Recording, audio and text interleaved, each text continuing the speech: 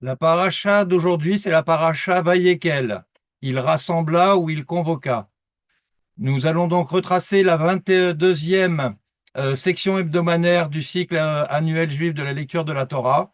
En hébreu, Vayekel signifiant il rassembla ou il convoqua est une section hebdomadaire de la Torah tirée du livre de l'Exode qui s'appelle en hébreu Shemot. Elle couvre donc le chapitre 35 au verset 1, au verset 38, verset 20. Cette paracha suit immédiatement la révélation des 10 commandements et le pardon divin dans l'épisode du veau d'or.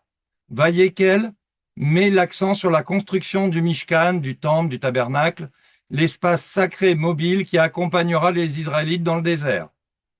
Moïse rassemble le peuple, d'où le nom de Vayekel, et il leur rappelle l'importance du Shabbat avant de leur demander des offrandes volontaires pour la construction du tabernacle. Les artisans, Betsalel et Oholiab, sont désignés par Dieu pour diriger ce projet, dotés de sagesse et d'habileté divine, comme quoi le Seigneur nous choisit lui-même par rapport à ce que nous avons dans le cœur, et pas seulement pour de divers travaux, mais surtout ce que nous avons dans le cœur. Étant donné que les deux étaient équipés de la sagesse et l'habilité divine, ils pouvaient donc être désignés comme constructeurs du temple, en tout cas architectes. Les Israélites répondent avec générosité, apportant or, argent, textile, cuir, bois d'acacia. La paracha décrit en détail la fabrication des éléments du Mishkan. L'arche sainte, la table des pains de proposition, le chandelier d'or appelé Ménorah, donc à 7 branches, l'autel de l'encens ainsi que la structure elle-même avec les tentures et les planches. Vayekel illustre la puissance de la communauté unie dans un but sacré, après la faute du veau d'or. Elle montre comment le peuple, ayant été pardonné, peut désormais participer activement à la présence divine parmi eux. Aujourd'hui, nous voyons que dans l'assemblée, la meilleure assemblée qui existe, c'est une assemblée qui est unie en Yeshua, parce que c'est lui le chef de notre assemblée, c'est lui le chef de la Keïla. Et ce qu'il demande, c'est que nous soyons tous unis comme il a demandé au peuple juif d'être unis dans la construction du Mishkan. Comme un seul homme, ils ont créé un temple pour réceptionner Dieu. Nous aussi, nous devons, par la foi en Yeshua, faire que le temple que nous avons dans notre corps puisse être le temple du Saint-Esprit, rempli de sainteté et rempli de tout ce que nous pouvons donner de meilleur de nous-mêmes. L'union du saint et du profane. La paracha Vayekel révèle une profonde vérité spirituelle. La construction du Mishkan, du tabernacle, n'est pas seulement un acte physique, mais une transformation du profane en sacré. Après le pardon divin pour le veau d'or, le peuple est invité à participer activement à la présence divine par des actions concrètes. Le projet collectif symbolise la réparation du monde, le tikkun olam en hébreu, où chaque individu, malgré ses faiblesses, peut contribuer à une œuvre sainte. Et ce que j'ai envie de vous dire, c'est que dans l'assemblée, aujourd'hui, l'assemblée de Yeshua, malgré toutes nos faiblesses, Dieu nous demande de contribuer à l'œuvre sainte que nous avons en nous, qui est le temple du Saint-Esprit, pour servir Dieu. Donc nous sommes tous aptes, tant que nous avons la foi en Yeshua, malgré toutes nos faiblesses, nous pouvons contribuer à l'œuvre sainte de la parole. Et c'est ce que Yeshua nous demande, justement. De ne pas nous dire, parce que nous sommes faibles, parce que nous avons des péchés, nous ne pouvons pas servir Dieu. Oui, il faut une repentance, oui, il faut revenir vers Dieu, mais pour revenir dans la sainteté, eh bien, il faut faire la volonté de Dieu. Et à travers le temple du Saint-Esprit que nous avons en nous, la meilleure sainteté, c'est d'obéir à Dieu. La sagesse du cœur, qu'on appelle en hébreu le Chokhmat Lev, est un enseignement central qui est celui de la sagesse du cœur, mentionné 7 fois dans la paracha. Contrairement à la sagesse intellectuelle, elle désigne une compréhension spirituelle profonde, un alignement entre le cœur, la pensée et l'action. Betsalel et Oholiab, artisans choisis par l'Éternel, ne sont pas sélectionnés pour leur expérience, mais pour cette sagesse intérieure. Leur travail, transformer les matériaux bruts en objets sacrés, devient un acte de foi. Le Shabbat comme fondement. La paracha commence par le rappel strict du Shabbat, avant même les détails de la construction. Pourquoi? Nous savons que le Shabbat a été créé à la création, pas quand c'était au Mont Sinaï ou lors des 10 commandements. Non, le Shabbat a été créé, comme le dit la parole de Dieu, a été créé lors de la création, lors du 7e jour, où Dieu s'est reposé de ses œuvres. Et cela enseigne que le repos est sacré, il prime sur toute l'œuvre, même l'œuvre divine. Quand on parle d'œuvre divine, c'est la création. Dieu nous dit que le Shabbat surpasse toute l'œuvre. Les 39 catégories de travaux, Melacha, interdites le Shabbat, sont dérivées des activités nécessaires à la construction du Mishkan. Ainsi, le Shabbat n'est pas un vide, mais un espace où l'humain cesse d'imposer sa volonté de sa propre nature, mais est reconnaissant envers Dieu comme créateur. Car le Shabbat, nous devons tout remettre entre les mains du Seigneur, poser tous nos fardeaux, comme il est dit dans la parole, et rentrer dans la paix et dans le repos de l'Éternel, qui est important à retenir. Le Shabbat et les 39 travaux, Avot, Melacha en hébreu. Le rappel du Shabbat, immédiatement suivi de l'appel à construire le Mishkan, cette juxtaposition enseigne que le Shabbat prime sur le tabernacle. Les sages en déduisent que des matériaux et des travaux du Mishkan, les 39 catégories de travaux interdits, Avot Melacha. Par exemple, tisser, tanner, bâtir ou allumer un feu sont des activités liées à la construction du Mishkan. Donc, elles sont sacrées, mais le 7e jour, le jour du Shabbat, elles sont interdites. Il fallait arrêter ce travail parce que le temple de Dieu, c'est un temple sacré. Donc, il est basé sur la sainteté et le Shabbat étant un jour de sanctification, on ne peut pas faire des travaux ce jour-là. Bien entendu, le Seigneur va nous démontrer par la suite que le fait de bénir les gens et de prendre soin des gens n'est pas interdit. Le Shabbat, même de guérir, n'est pas interdit. Mais ces travaux-là sont interdits. Cela montre que le Shabbat n'est pas un simple repos, mais une sanctification du temps, ordonné par Dieu. L'importance de la communauté. Le nom Vayekel, qui veut dire « il rassembla », souligne l'unité du peuple. Chaque don, chaque talent, aussi petit soit-il, est essentiel. Comme dans l'Église et la Keïla d'aujourd'hui, chaque don et chaque ministère de chacun est utile pour le fondement de notre assemblée et le fondement de toute assemblée en Yeshua. C'est ça qui est important qu'il faut retenir. C'est un appel à l'humilité, à la solidarité, et non pas à l'identité individuelle, mais à l'identité collective. Parce qu'une assemblée, ce n'est pas qu'un seul homme, en dehors de Yeshua lui-même, mais c'est chaque pierre de l'édifice qui remplit une fonction, comme on l'a déjà évalué à plusieurs reprises, qui remplit une fonction bien précise pour l'œuvre de Dieu. Ensuite, nous passons aux écrits des rois. Le chapitre 7 du premier livre des rois écrit en détail la construction des bâtiments royaux de Salomon, ainsi que la fabrication des objets sacrés destinés au temple de Jérusalem. Après l'achèvement du temple au chapitre 6, ce chapitre se concentre, donc le chapitre 7, se concentre sur la maison de Salomon, bâtie en 13 ans, et sur les œuvres d'art et d'artisanat réalisées par Hiram de Tyr, un artisan d'exception. Les divers versets qui sont cités mettent particulièrement en lumière le rôle central de Hiram dans la création des éléments en bronze du temple. Hiram est la fabrication des colonnes. Et donc, il reçoit un appel à l'origine pour Hiram.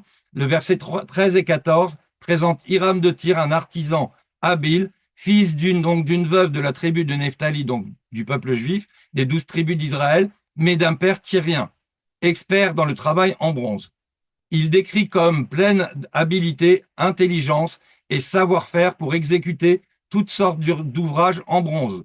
Son appel par Salomon souligne l'importance du savoir-faire humain mis au service du dessein divin. Donc les appels dans l'Église aujourd'hui, c'est suivant le don de chacun. Moi, mon don, si j'ose me permettre en toute humilité, mon don, c'est de gérer la technique, bien entendu, de la Keïla. Et il n'en reste pas moins que chacun a son don. Ruth, c'est la louange. Michel et Bernard, c'est le don ou le ministère d'enseignement. Mais chacun de nous avons un don et chacun de nous n'est pas supérieur à l'autre, mais est une pierre de l'édifice qui sert au bon fonctionnement de l'œuvre. Ensuite, alors je continue, les 2 colonnes. Au verset 15 à 22, Hiram fabrique 2 colonnes en bronze, chacune haute de 18 coudées, environ 8 mètres, c'est-à-dire la grandeur de l'édifice, avec un chapiteau de 5 coudées. Ces colonnes nommées Jachin, qui veut dire « il établira », et Boaz, en lui et la force, sont placées à l'entrée du portique du temple. Elles symbolisent la stabilité et la puissance du règne de Salomon, mais aussi la présence fondatrice de Dieu dans son temple. Car n'oublions pas, d'accord, que c'est Dieu qui réside en nous et que Dieu nous demande de résider en lui aussi, c'est-à-dire de faire l'œuvre qui correspond à sa volonté à lui et pas à la nôtre. Les chapiteaux sont ornés de réseaux, de grenades, de motifs végétaux, évoquant la fertilité et la bénédiction divine. Le nombre de grenades, 400 au total, et leur disposition, renforce l'idée de richesse et de plénitude. Ensuite, après, en le verset 33 à 39 du chapitre 7, on parle de la mer de fonte. Au verset 23 à 26, Hiram fabrique une mer de bronze, un grand bassin circulaire de 10 coudées de mètre, 5 de hauteur et 30 de circonférence. C'est vous dire, bien entendu, le fait que ça soit imposant et que ça serve à quoi? Tout simplement aux ablutions et bien entendu, en quelque sorte, le mikvé qui permettait de se sanctifier pour les sacrificateurs. Donc, elle repose sur 12 bœufs tournés vers les 4 coins cardinaux, symbolisant peut-être éventuellement les 12 tribus d'Israël, et par la suite les 12 apôtres qui feraient partie de la Keïla, donc à l'origine de la Keïla, qui veut dire donc la domination universelle de l'Éternel. Cette mer servait aux ablutions rituelles des prêtres, des sacrificateurs. Son bord est comparé à une fleur d'huile d'un lys, rappelant la beauté et la pureté. Elle contenait 2000 baffes, c'est une mesure. En litres, ça fait 44 000 litres. Je vous laisse imaginer à quel point ça devait être un réceptacle vraiment très grand, soulignant son ampleur et son rôle central dans le culte, qui est donc la sanctification à travers, tout simplement parlant, le fait qu'il devait faire des ablutions et des mikvés fréquents pour se sanctifier devant l'Éternel. Les digues, le socle et les cuves, le verset 27 à 39, décrivent 10 socles en bronze, chacun supportant une cuve. Ces socles sont richement décorés de lions, de bœufs, de chérubins et de guirlandes, combinant, symboliquement parlant, de la force, du culte et de la présence angélique. Leur mobilité, portée par 4 roues chacun, permettait une utilisation pratique dans le temple. Ensuite, les œuvres achevées par Hiram au verset 40 à 50 de ce même chapitre. Achèvement des œuvres en bronze. Ça résume toutes les œuvres exécutées par Hiram, les 2 colonnes, les chapiteaux, les treillis, les grenades, les socles, les cuves, ainsi que la mer unique sur 12 bœufs. Tout est en fonte de bronze poli, fondu dans la plaine du Jourdain. L'abondance du métal est telle que ce poids ne peut être mesuré, soulignant la magnificence du temple, les objets en or du temple. Le verset 48 à 50 mentionne les objets en or fabriqués par Salomon, l'autel d'or, la table des pains de proposition, le chandelier d'or pur, fait d'un seul bloc, les bassins, les couteaux, les coupes, cuillères et brasiers. Ces objets placés dans le sanctuaire marquent la sainteté du lieu très saint et seule la pureté et la lumière peuvent y rentrer.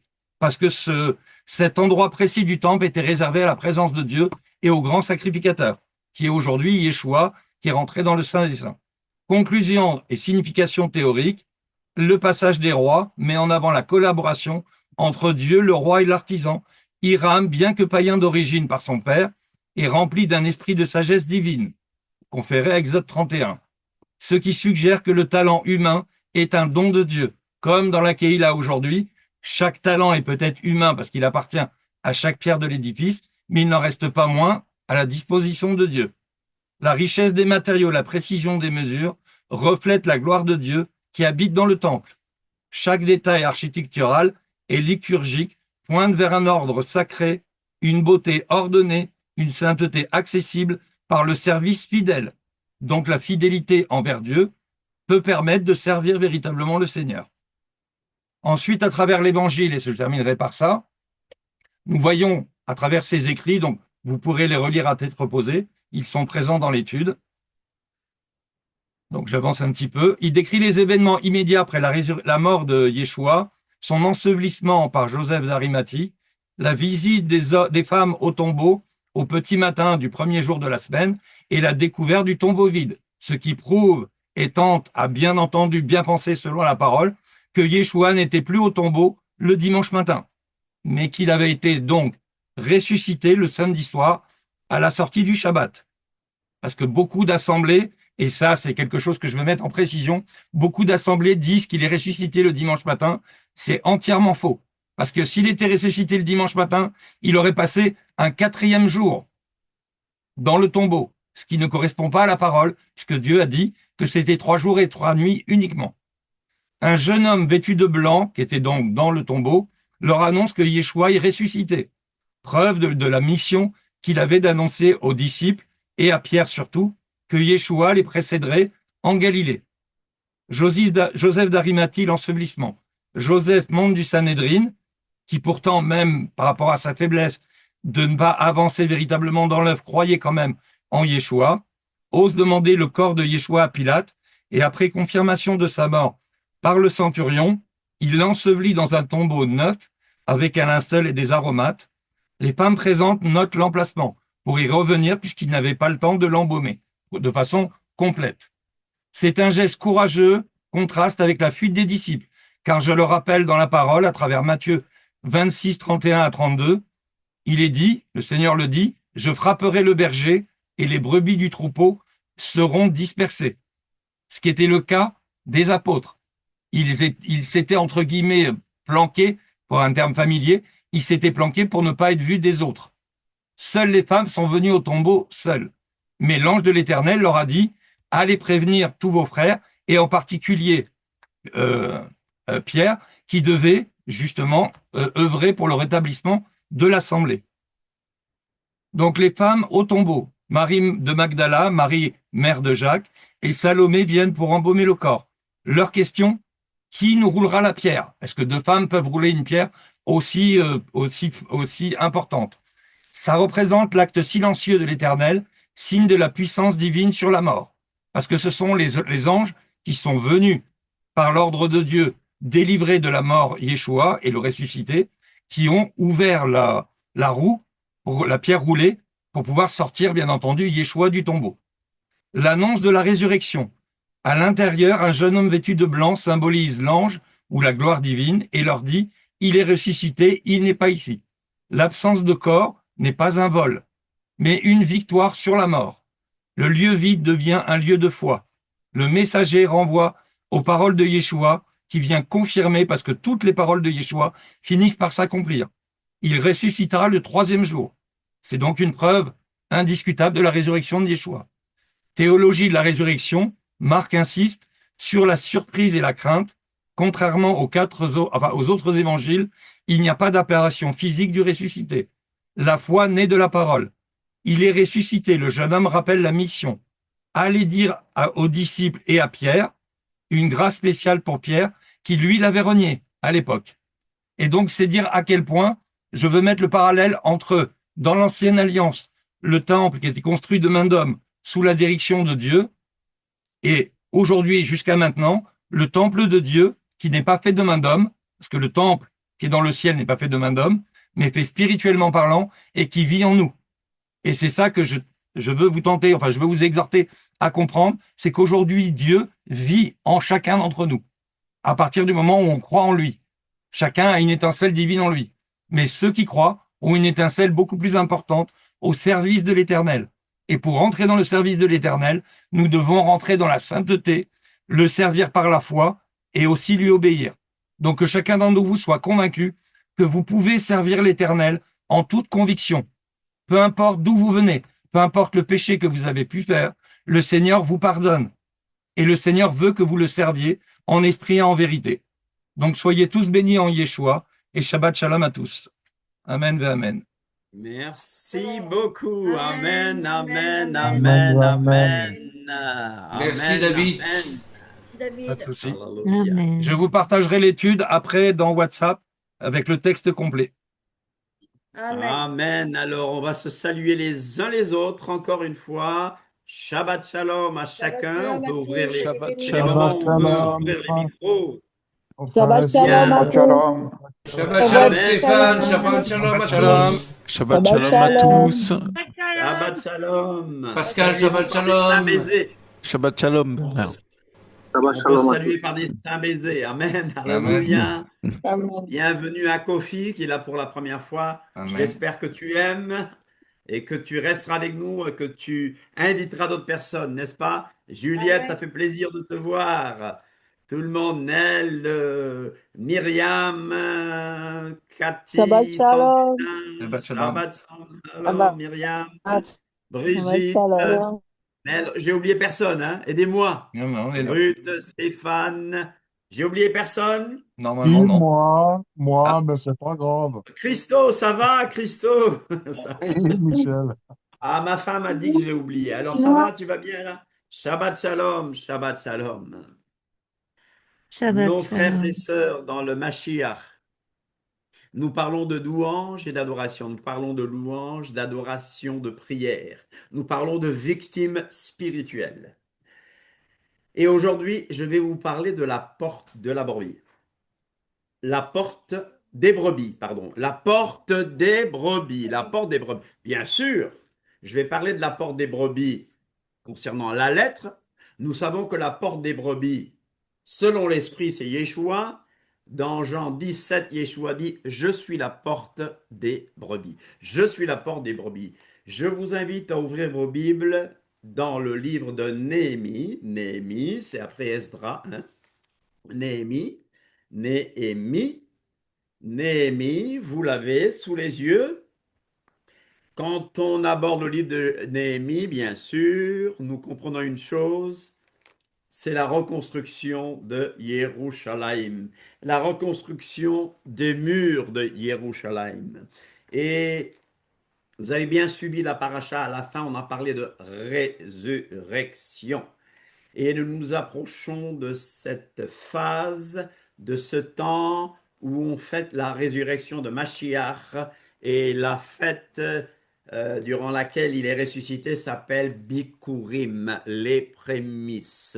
Exécuté à Pessah, c'est bientôt Pessah.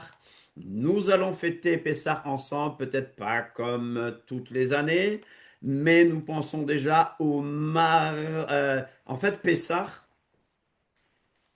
c'est le mercredi 1er avril. Et vous savez que traditionnellement, le repas de Pessah se passe la nuit, donc du mercredi.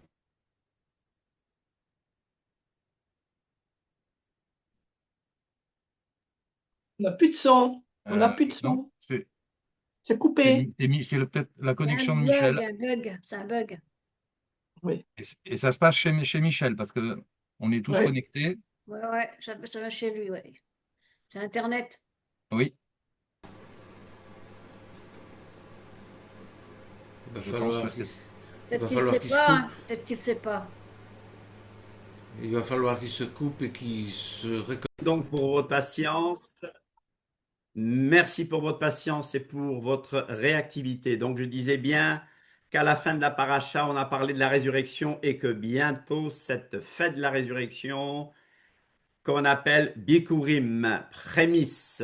Il a été, comme j'ai dit, exécuté à Pessah, mais il est ressuscité à prémisse.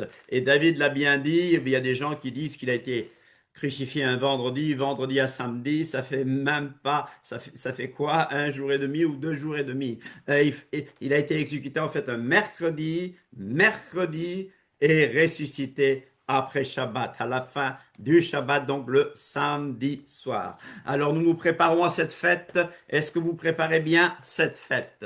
Alors nous allons célébrer cela peut-être d'une manière différente. Nous, le mercredi, nous garderons le repas pascal ici en famille. Mais dès le mardi, il y aura déjà des manifestations parce que vous savez que Yeshua a pris son repas le mardi, n'est-ce pas? Mort un mercredi, donc il est normal qu'il ait pris son repas le mardi. Ça tombera bien donc. Et il y aura bien sûr différentes, on vous rappellera de toutes les étapes du Seder et tout. Alors je reviens à nos moutons. Je reviens littéralement à nos moutons. J'aimerais qu'aujourd'hui nous parlions de la porte des brebis, de la porte des brebis. Dans Jean 10, verset 7, Yeshua dit, je suis la porte des brebis. Ça, c'est la réalité. Ça, c'est le sens profond des choses. Alléluia. Ça, c'est l'esprit. Mais voyons un peu l'esprit de la lettre. Ah bon, on va voir un peu la lettre. Alors, je vous ai demandé d'ouvrir vos Bibles dans Néhémie 3. Dans Néhémie 3, c'est encore quelque chose qui se passe à l'époque de Pessah. Au chapitre 2, par exemple, il est marqué Néhémie à Yerushalayim.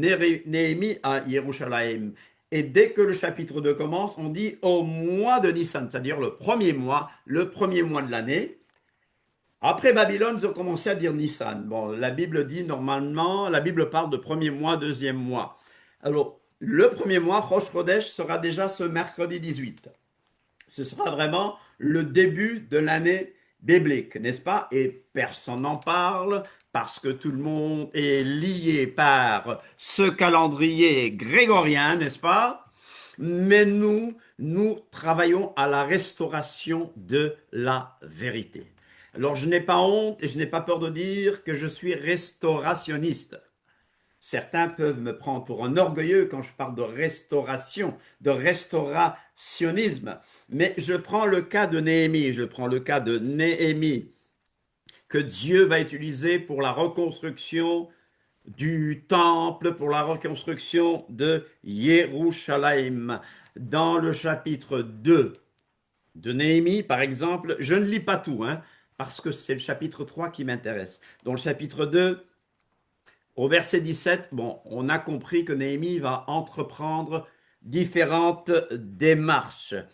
Il dit à ces gens qui lui posent des questions, il va leur dire, vous voyez le malheureux état où nous sommes, le malheureux état où nous sommes. Voici un juif retourné à Jérusalem pour reconstruire. Il dit, vous voyez le malheureux état où nous sommes. Et j'aimerais que la chrétienté paganisée ouvre les yeux, au moins certains parmi eux, ouvrent les yeux et disent, vous voyez le malheureux état dans lequel la chrétienté paganisée est. J'aimerais que plus de gens disent que l'Église paganisée est dans un piteux état, Amen.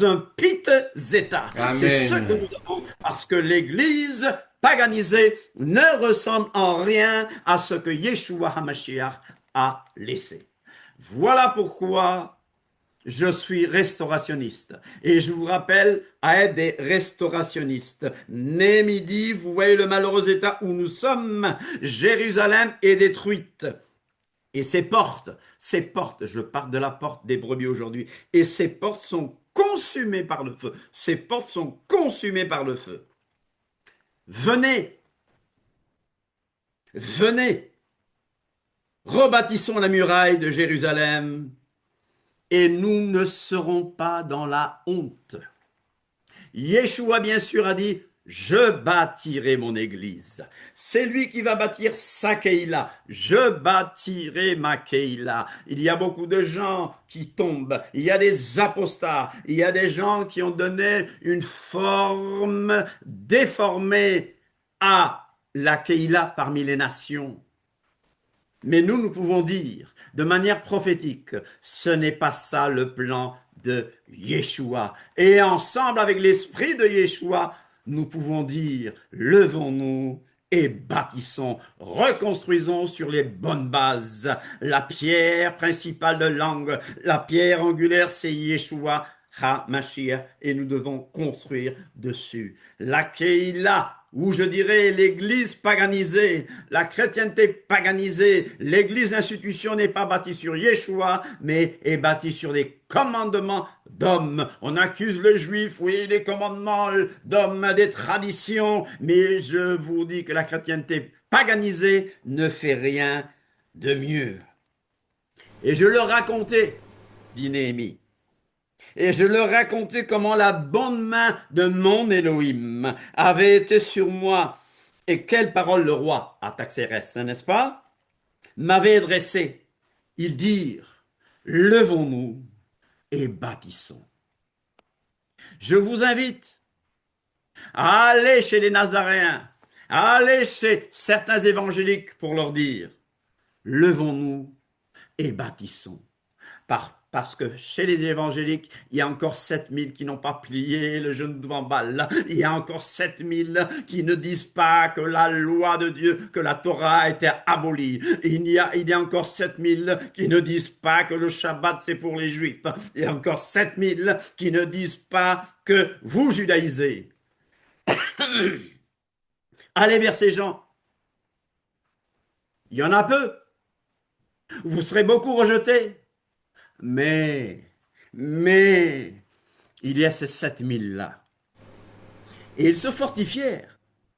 Et ils se fortifièrent dans cette bonne résolution. Alléluia. Verset 19, Sambala. Qui connaît Sambala? Qui connaît Sambala?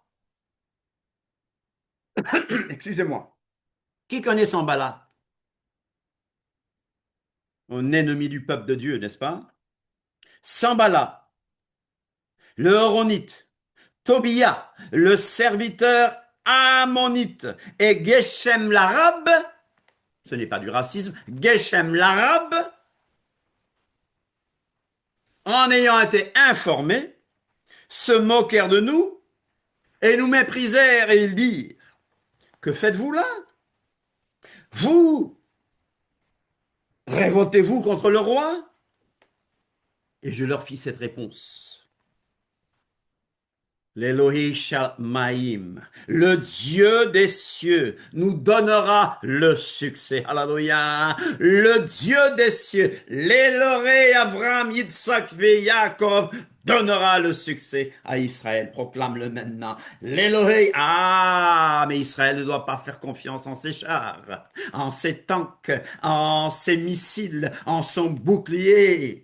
Il faut les utiliser, hein. Attention, je ne suis pas un idiot. Je ne suis pas un idiot comme les idiots que nous voyons devant nous qui disent « Oh, c'est pas une guerre religieuse, c'est pas une guerre spirituelle, c'est une guerre de pétrole. » Israël doit prendre les armes physiques, mais Israël doit faire confiance à celui, à Kadosh Baruch Hu, à l'Éternel, le Dieu des armées. Alléluia. Prions pour que l'Éternel leur donne encore la victoire. Et là, Néhémie le dit, l'Elohé Shamaim nous donnera le succès.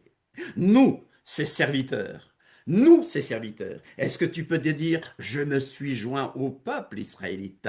Moi, j'ai été greffé sur l'olivier franc et que je peux dire, levons-nous et bâtissons. Nous nous lèverons et nous bâtirons. Mais vous, Sanballat, l'arabe, tout ça. Mais vous n'avez ni part, ni droit, ni souvenir dans Jérusalem. Quand je vois certains qui réclament Jérusalem comme leur capitale, c'est ridicule. Hello? Amen. Ils l'ont rejeté, ils se sont moqués de ceux qui construisaient. Un jour, les gens qui se sont moqués de vous, qui vous ont traité de judaïsants, de légalistes, verront qu'il y avait un prophète parmi eux. Alléluia. Qu'il y avait un prophète parmi eux qui leur parlait de la parole de Dieu et qui leur parlait de la part de Dieu. Réparation des murailles de Jérusalem. Réparation des murailles de Jérusalem. Eliashiv. Verset 1 du chapitre 3. Eliashiv, le Kohen Gadol, le souverain sacrificateur, se leva avec ses frères. Les sacrificateurs, les Kohanim, et ils bâtirent la porte des brebis. Tout le monde dit la porte des brebis. La porte des brebis. Ils bâtirent la porte des brebis. Ils bâtirent la porte des brebis. J'ai entendu personne. Normal. Vos micros sont éteints. Amen. On peut vous donner la permission. Avant de vous reconfiner, tout le monde dit la porte des brebis. La porte des La brebis. La porte porte des des brebis. brebis. Et ils bâtirent la porte des brebis. Ils la consacrèrent et en posèrent les battants. Ils la consacrèrent depuis la tour de Méa. Tout le monde dit la tour de Méa. La tour de mer. La tour de mer. Jusqu'à la tour. Jusqu'à la tour de Hananel. Hananel. Tout le monde dit Hananel. Hananel. Dites Hananel. Alléluia. Ça vient de là, de la gorge. Mais mettons l'accent sur la porte des brebis. Amen. Qu'est-ce que Dieu nous enseigne? Qu'est-ce que l'Éternel nous enseigne avec la porte des brebis? Que nous enseigne l'Éternel avec la porte des brebis? Quelqu'un a-t-il une idée? Qu'est-ce que Dieu nous enseigne avec la porte des brebis? Retour d'exil, Jérusalem doit être rebâtie. Ne me dites pas que vous n'avez pas le même constat, que vous n'avez pas le même constat autour de vous, parmi ceux qui se disent chrétiens, qu'il y a quelque chose qui ne va pas. Et que très peu se disent, remettons-nous en question, terrassons ce qui ne va pas et reconstruisons. La porte des brebis. Il y a un micro qui résonne fort. La porte des brebis. Néhémie chapitre 3, verset 1 et verset 32. Nous avons bien lu que le grand prêtre, le Kohen Gadol Eliashiv, s'est levé avec ses frères, les prêtres, et ils ont reconstruit la porte des brebis. Je rappelle, ils l'ont consacrée et ont posé les battants de la porte. Ils ont consacré la muraille jusqu'à la tour de Méa et à celle de Hananeel. Que signifie Eliashiv?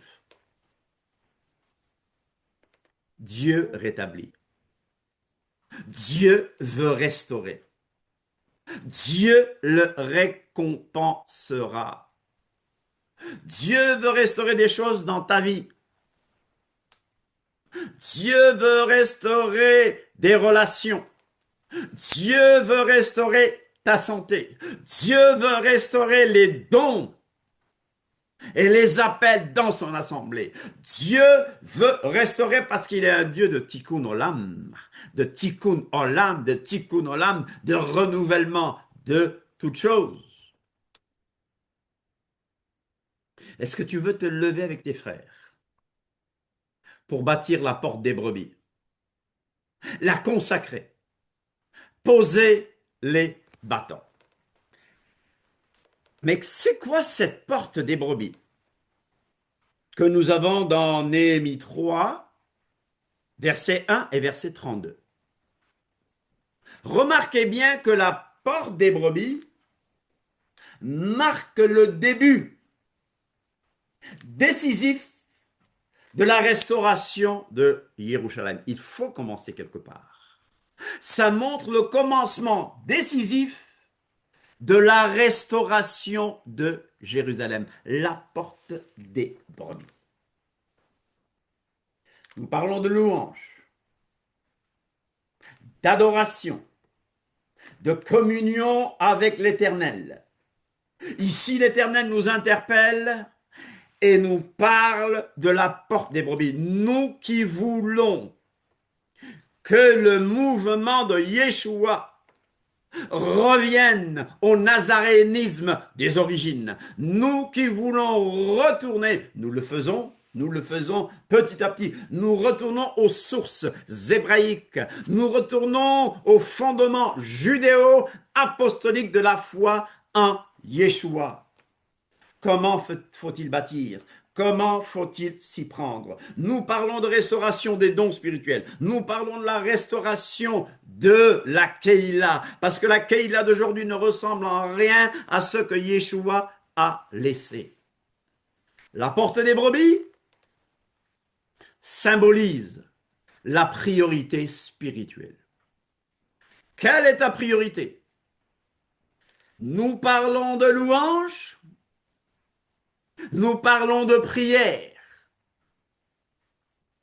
Je veux dire que la louange, le véritable sacrifice, parce que c'est un sacrifice de victime spirituelle. La louange est une offrande à Dieu de victimes, c'est-à-dire de victimes spirituelles.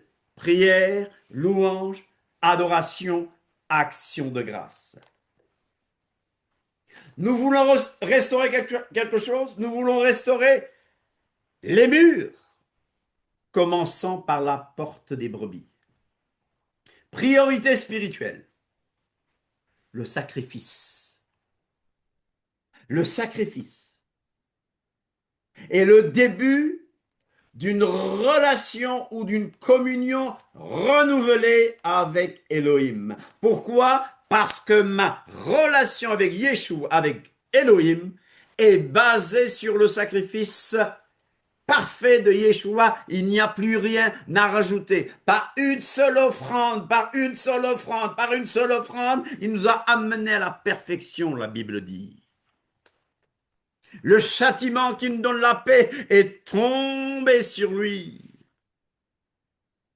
Et une fois que ma relation est établie avec Dieu, il en découle une communion spéciale. Le royaume de Dieu, c'est la justice, la paix, la joie dans le Saint-Esprit. C'est justice, paix, joie dans le Saint-Esprit. Si je ne suis pas dans la justice, la paix, la joie dans le Saint-Esprit, je me remets en question pour savoir si je suis connecté à Yeshua ou pour savoir s'il n'y a pas des activités démoniaques qui essaient de voler ma joie.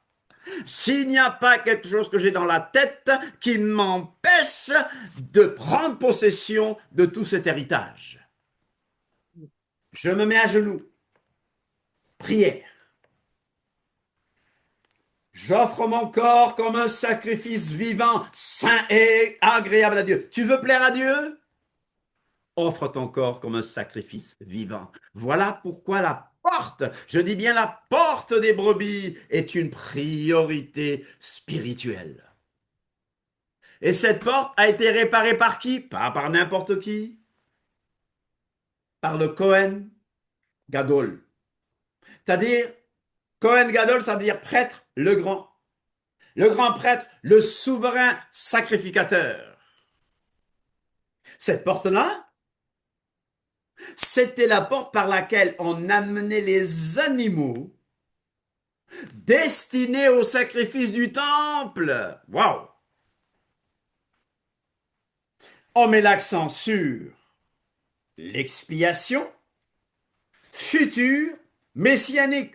On est du temps de Néhémie, mais ça nous appelle à réfléchir et à voir le type du sacrifice parfait qui est le sacrifice de Yeshua HaMashiach sur le bois. Priorité, le grand prêtre même. La porte des brebis, mes frères et mes sœurs, est la première porte reconstruite par le souverain sacrificateur Eliashiv et ses frères. Ça me montre l'importance de la consécration. Nous n'osons pas nous attaquer au travers de la chrétienté paganisée parce que souvent nous ne sommes pas consacrés. Et souvent nous ne connaissons pas le plan de Dieu. La priorité, le sacrifice, la consécration. La Bible nous appelle des saints, c'est-à-dire la Bible nous appelle des consacrés, nous qui sommes en Yeshua HaMashiach.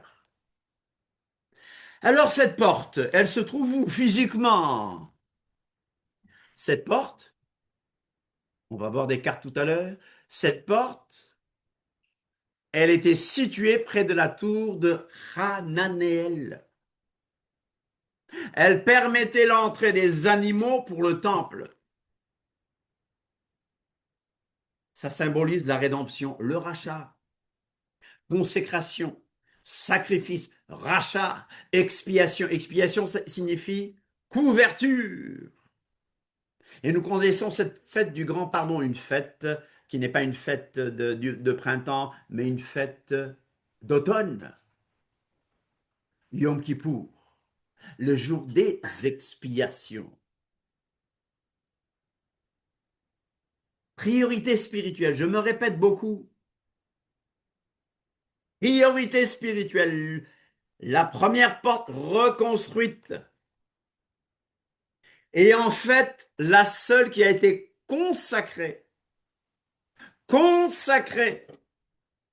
Ce qui montre que le rétablissement du culte prime sur la défense physique. Israël rétablit le vrai culte d'abord. Et Akadosh Baruch Hu te donnera la victoire.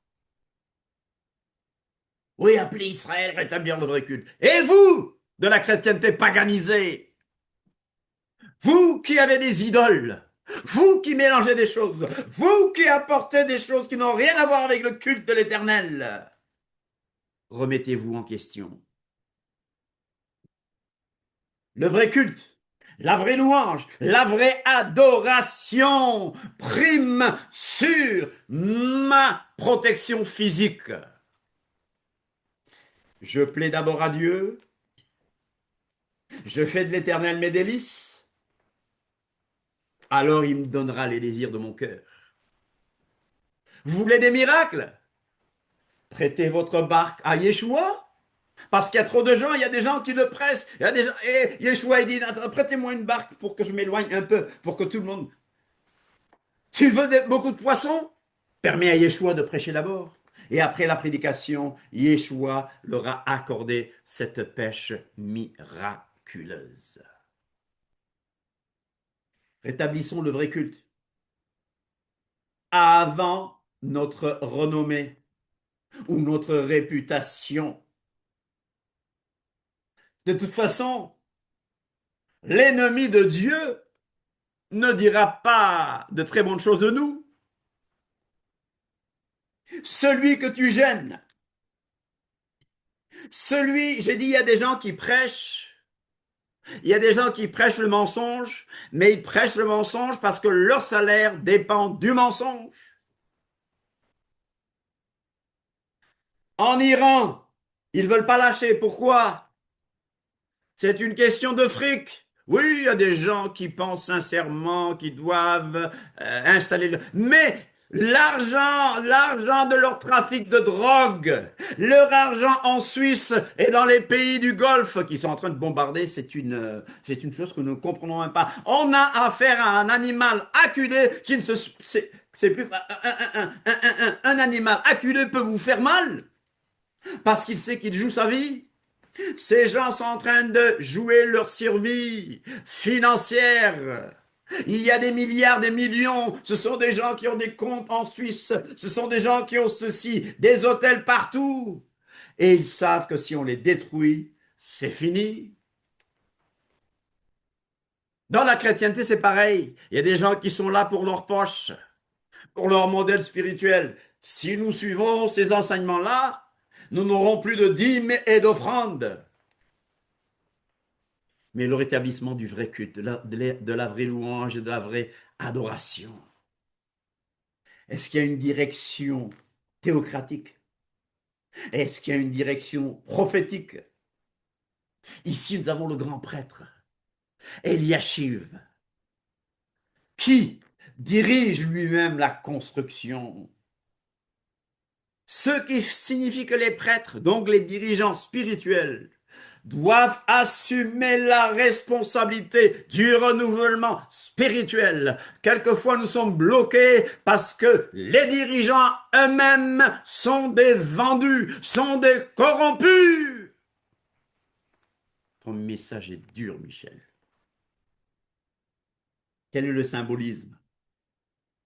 La porte menait au temple. Près de la piscine même des brebis. La porte menait au temple près de la piscine même des brebis. Où entraient les agneaux destinés au sacrifice quotidien. Elle représente la nécessité de l'expiation. Expiation, couverture, atonement, couverture, réparation pour la communauté. Sans effusion de sang, il n'y a pas de pardon. Hébreu nous l'a rappelé, sans effusion de sang, il n'y a pas de pardon. Mais je connais le sang qui parle mieux que le sang d'Abel. Alléluia. C'est une préfiguration messianique. C'est l'entrée des agneaux sacrificiels. Et ça pointe du doigt, ça désigne Yeshua HaMashiach comme l'agneau de Dieu qui enlève le péché du monde. Voici l'agneau de Dieu qui enlève le péché du monde. C'est à Elohim. Vous allez voir que pendant le repas pascal, nous mettrons l'accent sur l'agneau de Dieu qui enlève le péché du monde. Vous allez voir qu'on va prendre la coupe du... Il y a 4 coupes pendant le repas pascal, pendant le CDR. Il y a 4 coupes. Certains mettent 5, nous on met 4. La première coupe, c'est la coupe du Kiddush, qui sanctifie le jour, qui nous dit ce jour est spécial. Pourquoi est-ce que cette nuit est différente de toutes les autres nuits? Ma chérie, tu te souviens quand tu posais ces questions? Pourquoi est-ce que cette nuit est différente de toutes les autres nuits? Et comme chose, là, comment, Ma nishtana halayla ze mikol halaylo, shemikol halaylo. Amen. Pourquoi est-ce que cette nuit est différente de toutes les autres nuits? Alléluia. Et que nous prenons du pain. Et que le pain du milieu, le pain de la ficonam, avec les trous, les Juifs disent en mémoire de l'agneau. Oh, mais nous savons qui est l'agneau. Alléluia. Nous savons qui est l'agneau. Alléluia. Et cette troisième coupe qui est la coupe de la rédemption, nous la prendrons comme la coupe de la nouvelle alliance établie en son nom, en son sang. La porte des brebis, ça préfigure ce sacrifice suprême. Et ça me parle du bon berger. Je suis le bon berger. Le bon berger donne sa vie pour ses brebis. Et vous savez une chose? Est-ce que vous savez que cette porte-là, elle était d'accès libre? Wow! Impossible. Elle était d'accès libre. C'est la seule porte de Jérusalem construite sans verrou, sans barre. Ça représente un libre accès à Elohim par le sacrifice de Mashiach. Tu n'as pas d'argent, tu viens. Tu peux aller au-delà du voile parce que Yeshua a tracé une voie nouvelle. Le voile s'est déchiré en deux. Tout le monde a accès grâce au sang versé par Yeshua HaMashiach. La porte des brebis. On apporte des victimes. On apporte des animaux sacrificiels dans la ville à travers cette porte. Ça symbolise le renouveau spirituel, la restauration, la consécration Elohim. C'est un type de Mashiach comme étant l'agneau d'Elohim. Consécration, purification, sanctification. Le but est sacrificiel. Si maintenant il a tout payé, moi qu'est-ce que j'offre? Mon corps. Il a payé, il a signé avec son sang. C'est ça les alliances, les béritotes. Et moi je vais signer avec mon corps, en étant immergé dans son nom. J'ai signé par mon baptême au nom de Yeshua. Voilà comment j'ai signé cette alliance. But sacrificiel. Maintenant, j'offre des sacrifices vivants, mon corps, mais aussi des victimes spirituelles. Nous voyons l'exemple du leadership. Un leadership qui a joué son rôle. restauration spirituelle. La porte des brebis, Sha'aratson, Sha'aratson. On peut aussi l'appeler la porte des offrandes. Et pas loin, avez-vous remarqué qu'il y a une tour qu'on appelle la tour de Méa ou la tour de la centaine. Mais il y a aussi une tour qu'on appelle Hananel et qui est la piscine de Bethesda. La piscine de Bethesda est associée à la guérison dans Matthieu 5. Vous vous souvenez de cette piscine-là? On croyait qu'un ange faisait bouger l'eau et que personne, et on pouvait être guéri qu'au moment où l'ange faisait bouger l'eau. La piscine de Bethesda, ça parle de guérison. Alors cette porte marque le début de la restauration des murs de Jérusalem. C'est un appel à la vigilance spirituelle et à la consécration. Et à la consécration à Elohim. Alléluia. On revient un peu à cette porte. Quelques détails pour nous rappeler. Rôle historique et géographique. Où elle était située? Cette porte était située au nord-est de la ville. Au nord-est de la ville. Qui a été à Jérusalem? C'est au nord-est de la ville, près de l'actuel mont du temple et de la piscine de Bethesda. Vous avez un peu Jérusalem sous vos yeux. Plus haut, vous voyez la porte des brebis. La porte des brebis, là. Vous voyez d'autres portes? Porte des poissons, porte d'Éphraïm.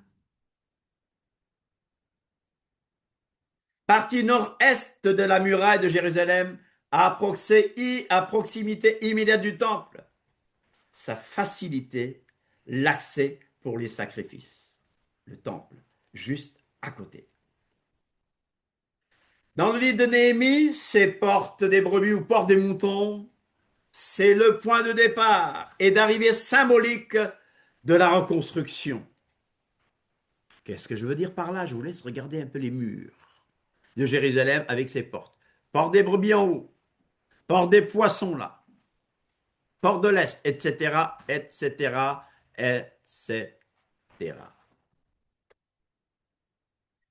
Les chefs spirituels prennent cela en main parce qu'ils savent que construire et reconstruction et consécration vont ensemble. Je vous ai dit que c'est la seule porte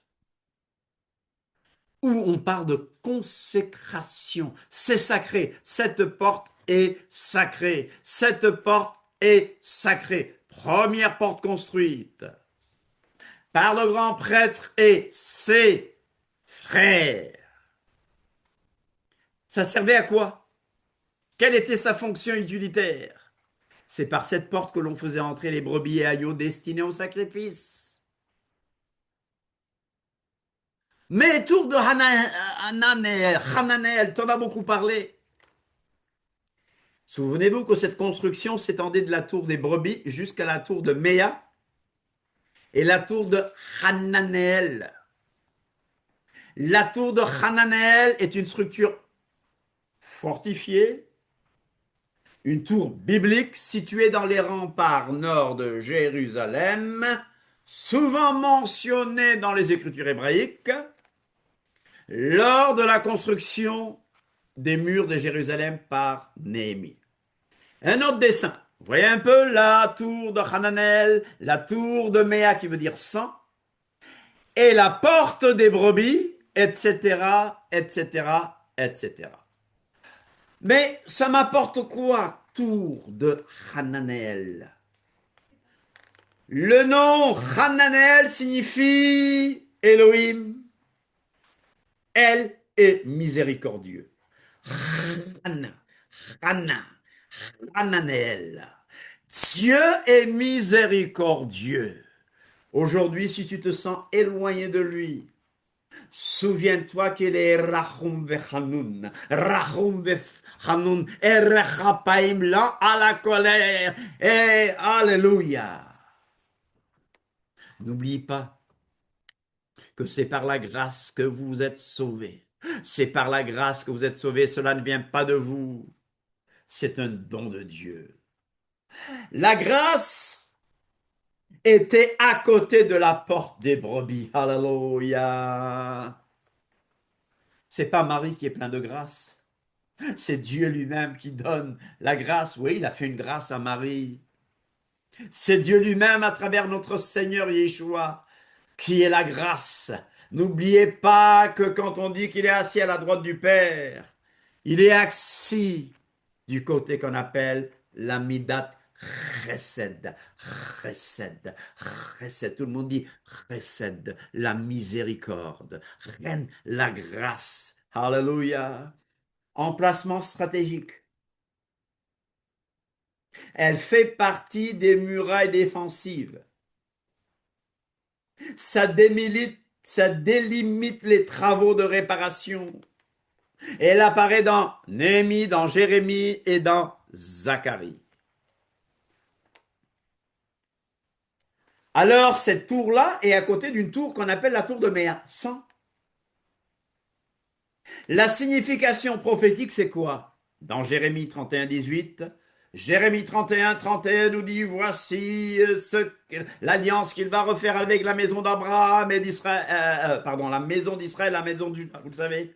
Mais regardez dans Jérémie 31, 18, il est question d'être cité comme un repère. C'est un repère de prophétie. C'est un repère de reconstruction. La nouvelle alliance ou l'alliance renouvelée implique que tu aies un cœur nouveau. Ce n'est pas la tour de Babel qui est la tour de confusion. Là, c'est une tour qui nous unit parce que Dieu est un Dieu de paix.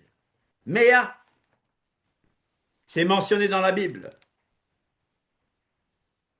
C'est très important, c'est à côté. Méa, Méa, c'est quoi? C'est quoi Méa? Méa signifie une centaine en hébreu, une centaine. Pas loin, on l'a déjà dit, aussi un point de repère. Alléluia. Yeshua dit, je suis la porte des brebis. Voilà le sens profond. Voilà l'esprit de la lettre. La porte des brebis est souvent associée à Yeshua qui a dit « Je suis la porte ». Les prêtres l'ont réparé. Revenons au message original de Yeshua. Je conclus. Merci parce que vous m'avez fait grâce aujourd'hui malgré la coupure de courant que nous avons eue, etc. Cette porte me rappelle que la restauration d'Élohim commence par la purification. Je veux qu'il y ait de la purification dans la chrétienté. Je dois moi-même être pur. Je dois moi-même donner l'exemple. Je dois offrir mon corps comme un sacrifice vivant, saint et agréable à Elohim. La louange, c'est d'abord ma vie. Le sacrifice, c'est ma vie. Je vous exhorte donc, frères, par les compassions de Dieu, à offrir vos corps comme un sacrifice vivant, saint et agréable à Dieu, ce qui sera de votre part un culte raisonnable, un culte logique. Avant de faire ça aux autres, n'oublions pas qu'il y a beaucoup de doigts vers nous. On a tendance à nous prendre pour des légalistes. Vous critiquez tout le temps les autres. La Bible nous a donné un rôle prophétique. On ne peut pas voir le mal et se taire. On ne peut pas voir le péché et se taire. Sinon, on est complice. Nous ne pouvons pas accepter le péché dans notre camp. Mais en même temps, je dois donner l'exemple. Pourquoi parler si je suis pire? Pourquoi donner des conseils aux autres si je n'arrive pas moi-même à mettre ces conseils en pratique? La porte des brebis, le sacrifice d'abord, pas ma réputation. Et je parle de sacrifice non sanglant. Je parle du sacrifice suprême. Parce que c'est comme ça qu'on entre. La voix de Yeshua est la voix nouvelle. Si tu ne le connais pas aujourd'hui, si tu entends sa voix aujourd'hui, aujourd'hui est le jour du salut. Aujourd'hui est le jour de Yeshua. Salut, salut. Aujourd'hui, tu n'as pas besoin de faire une prière parce qu'on n'est pas sauvé par une prière. Yeshua a dit, repentez-vous, faites tchouva et croyez à la bonne nouvelle. Emouna en Elohim. Si tu as besoin d'aide, on peut t'aider. Mais la Bible enseigne que quiconque invoquera le nom de l'Adon, quiconque invoquera le nom du Seigneur sera sauvé. Alléluia. Nous entrons dans des temps difficiles. Qu'Israël ne se confie pas dans les chars.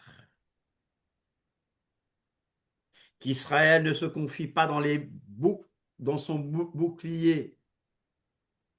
Qu'Israël se confie en l'Éternel. Parce que de même qu'à Pourim, nous avons vu Aman qui planifiait de détruire ce peuple, Aman, Hamas, Anenei, Amalek, comment il s'appelle l'autre, l'allemand là, Hitler. Ils ont tous disparu. La République islamique va se mettre à genoux. Je le proclame. Si ce n'est pas maintenant, ce sera tôt ou tard, parce que je connais un jour où tout genou fléchira et toute langue confessera que Yeshua HaMashiach est Adon à la gloire d'Elohim Ha'av. Alléluia! Amen. Israël n'aura de la sécurité que pendant le millénium, vous savez. Mm. Je prie pour que Dieu donne la victoire à Israël. Mais autrement, nous savons que nous approchons de la fin. Mais est-ce que tu connais la porte des brebis? Je t'en ai parlé dans Néhémie, mais est-ce que tu connais la porte des brebis qui est Yeshua lui-même? En plus, il est la porte des brebis, mais il est Hari, Shevet, Yehuda. Hari, Shevet, Yehuda, le lion de la tribu de Yehuda. Il est le lion de la tribu de la louange, parce que Yehuda signifie louange. Il est le lion, vous savez comment? Il est la porte des brebis, mais c'est un lion. C'est parce que la première fois, il est venu comme Sea Elohim, l'agneau de Dieu qui enlève le péché du monde. Il s'est laissé emmener à la croix. Il s'est laissé emmener au bois. Et Pilate était fier. Bah, mais tu ne sais pas que moi j'aurais pu appeler des myriades d'anges. On parle beaucoup des anges en ce moment. Mais la deuxième fois, il vient comme le lion triomphant de la tribu de Yehuda, de la tribu de la louange. Amen. On te met en prison, loue, comme Paul et Silas. On t'enferme, loue, prie, reste à genoux. Parce que la porte des brebis me rappelle que mon corps est offert comme un sacrifice vivant, saint et agréable à Dieu. Bonne fin de Shabbat à tout le monde. Merci pour votre attention. Je rappelle une chose, que nous préparons notre repas de Pâques. Ça va se passer en famille, mais que nous prendrons des symboles importants. Les 4 coupes, on peut le faire ensemble. Et surtout, ces 3 pains que nous mettons ensemble, qui représentent le Père, le Fils et le Saint-Esprit, et le pain du milieu, le pain de la ficoname avec les trous qui représentent ce que Mashiach a souffert pour nous sur le bois du calvaire. Mardi, Bernard va revenir sur des sujets importants. Oui, ce sera sur la prière, l'adoration, la louange. Alléluia. Alléluia. Alléluia. Alléluia. Et jeudi, nous reviendrons sur le ministère des anges. Et la semaine prochaine, la paracha, c'est Vaïkra, il appellera. il Troisième appellera. livre. Vaïkra. C'est le Vaïkra. troisième livre Donc, c'est le livre du Lévitique. du Lévitique. Amen. Le Je livre le vous plus remets- important, selon moi, c'est le livre le plus important. Amen. Je vous remets la parole, c'est le code de sainteté. Lévitique, Vaïkra et il appela. Amen. Je vous remets la parole pour les chants et la fin. Merci à ceux qui nous ont suivis par Internet. Que l'Éternel